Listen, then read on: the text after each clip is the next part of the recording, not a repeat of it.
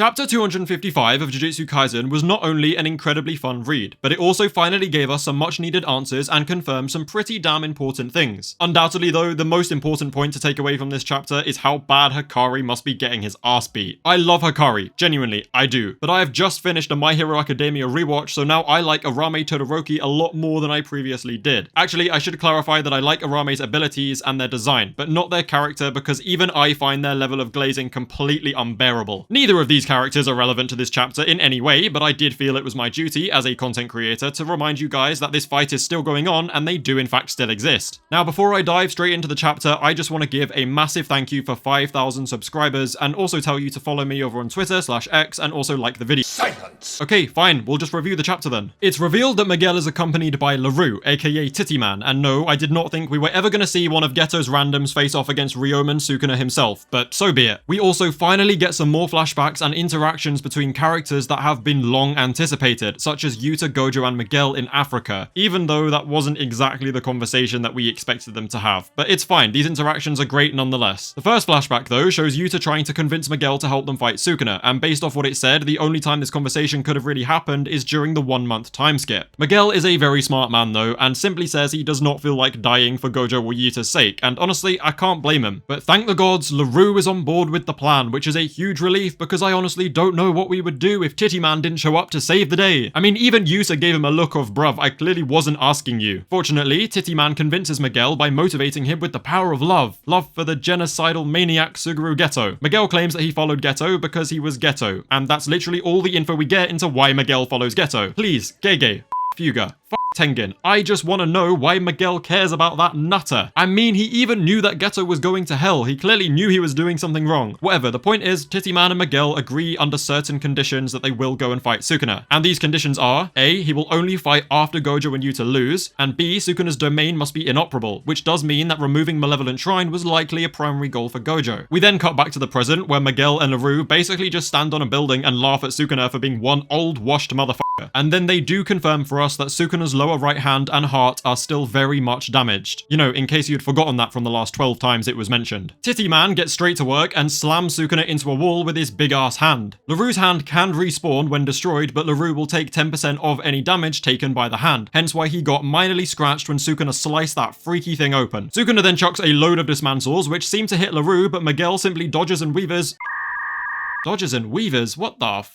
Sukuna chucks a load of dismantles which seem to hit LaRue, but Miguel simply dodges and weaves with minimal effort. Miguel then continues to evade Sukuna's attacks and also manages to land a close-range counter-attack of his own, which is hella impressive. And fun fact, Miguel actually takes a grand total of 0 damage from Sukuna this chapter. And to think some of you really thought Miguel was going to get wasted on page 1. Sukuna's definitely more of a foot enjoyer though, so he waves off LaRue's technique as being boring, but admits that Miguel's abilities definitely have some interesting potential. Miguel's curse technique is called Hakuna Lana, meaning without curses. The description is definitely a little vague when it comes to details, but I'll try and explain it the best I can. The page quite literally says, the beat etched by Miguel's body expels curses and enhances his own physical capabilities. Now, I take this to mean Miguel's body has a beat that expels, or more appropriately, repels incoming curses like blue punches or dismantles. Now, what I am unsure of is if this enhancement of his physical abilities is a separate thing that just happens when the curse technique is activated, or if it's actually connected to this so-called beat and his ability to expel curses. If it is something that just happens when he turns on his curse technique, it is definitely hella strong, but I find it kind of boring. However, if his physical enhancement scales and adapts based on his opponent's strength, then I think that is way cooler. It would basically mean that the stronger his opponent is, the stronger he becomes. And again, I'm not 100% sure that this is what it means. It could very much just be that his physical capabilities are enhanced, and that's it. But given the lack of details, I'm just going to throw it out there as something for you guys to think about, because I think it's pretty cool this way. His ability is also compared to Miguel basically adding buffs and adding debuffs like how a domain does, just without the actual domain. We then finally get a flashback showing part of the conversation in Volume 0's end credit scene, and I have waited so long to see the context behind Gojo's arrival here. I also just love the fact that Gojo could tell what Miguel's curse technique was simply by observing him with the 6 eyes, because the only other person we saw him do that to was against the weird bag-faced clone man in Hidden Inventory. Now, as much as I was happy to see this flashback and finally get some more information, the conversation that followed was not necessarily one that I expected. To summarize it very briefly, Gojo basically basically says Gojo says Miguel is literally just built different, to which Miguel calls Gojo out for saying something racist, and then Gojo promptly apologizes. Now, I initially thought this conversation was out of place in this chapter until I used my brain and realized that it actually does make a lot of sense. To be clear, I do not think Gojo is a racist, nor do I think Miguel thinks he is a racist. Gojo said and thought something racist, a thought born from his own ignorance not only as Satoru Gojo, but as a Japanese sorcerer. It basically comes back to what Miguel was saying directly to Sukuna about Japanese sorcerers needing to broaden their horizons